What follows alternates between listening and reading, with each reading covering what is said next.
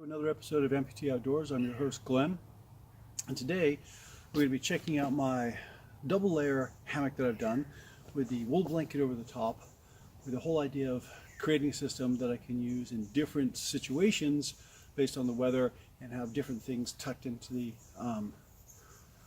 double layer down there. Now today I'm setting it up because I've got temperatures going down to about 40-41 tonight.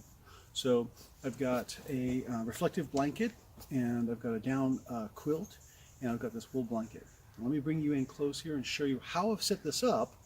And as of course, when you're watching this, if you've got thoughts, ideas of your own, feel free to pause, jot down a few notes there in the comments, and let me know what you think. All right, let me get the camera in close here and show you what I've done. All right, so this is a wool blanket. Again, one of those thrift store buys. It's a big old wool blanket, 80% merino wool, 20% like synthetic fabric or something. Got it for like $8, so that's a good deal. What I've done is I've sewn some shock cord on one corner, and on the other corner a button. And then I just loop it or lay it over my ridgeline and over my spreader bars like that. So it just kind of gets pinned like that. And I pull it tight by pulling it up to here, where I just kind of latch it onto the little cord that holds my snake skin when I'm not using the snake skin. Just looped around there, nothing fancy, but it's just enough to hold it in place. Same thing at the other end, hooked up there, same as the other one, and the same thing here with the button and the shock cord on the other side. This is the foot end down at this end here. So then I've got this blanket over me, and underneath the sleeping bag is my mesh bag there, so that I've got this little climate controlled environment underneath. But yet when it's freezing, because I've had this happen in the past, when it's freezing I don't have that condensation build up on the emergency blanket and then thawing and dripping on me, because that was cold and miserable. Hopefully with the wool blanket that won't be a problem. All right, let me show you the other details here. Hang on.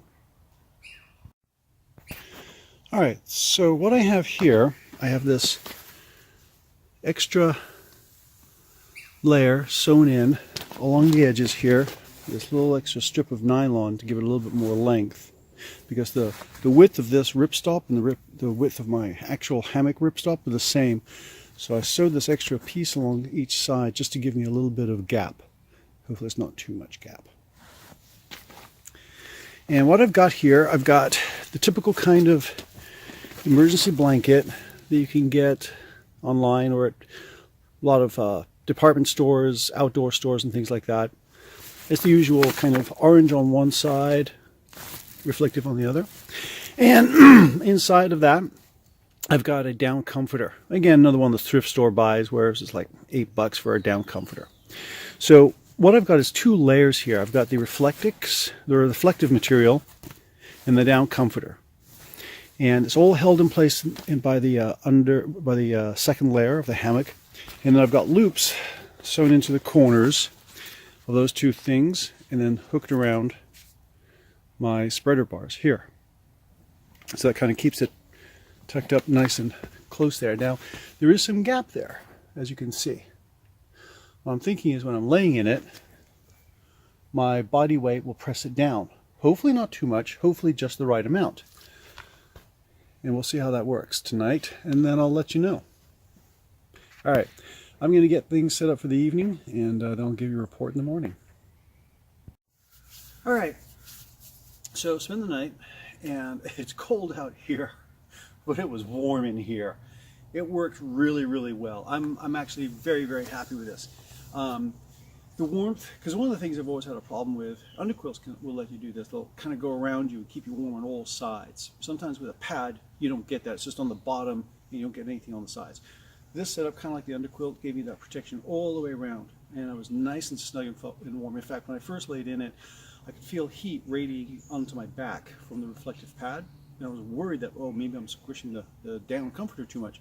But during the evening, I had actually no problems. I was warm and cozy. In fact, it got to the point where I had to unzip the sleeping bag a couple of times because I felt kind of a little too warm, because I was wearing this as well, my sweatshirt.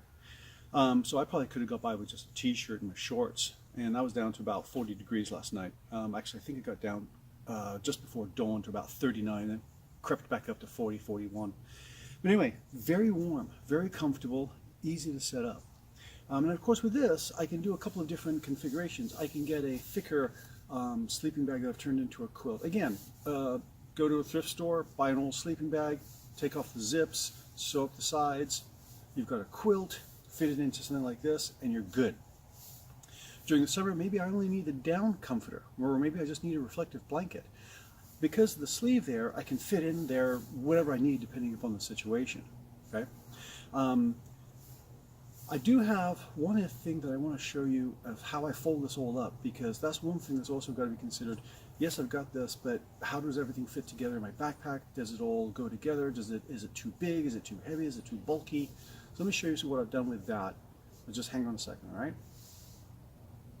All right, so let me show you how I would take it out and kind of fold it all up.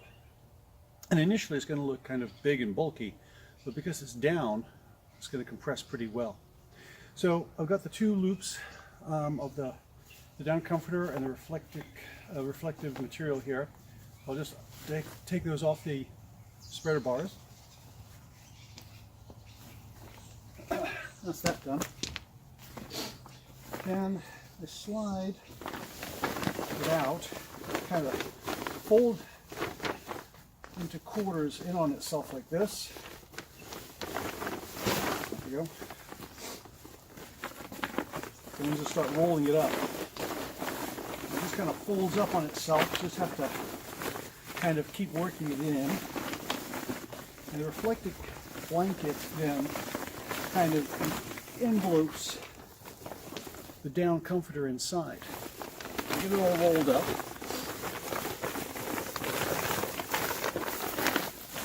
And then you have this, and then you're thinking, well, that's awfully bulky there, Glenn. That's kind of big. Yes, it is, but remember, it's down. I fold it over, squish it in on itself, and I'm down to this. This is actually pretty light.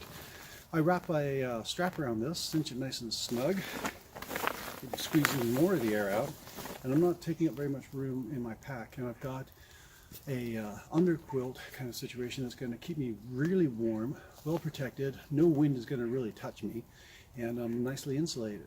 Okay, so this has worked out well. There's a few other variations I can try with this. If you've got ideas and suggestions of your own that you would like to share with me, please do so.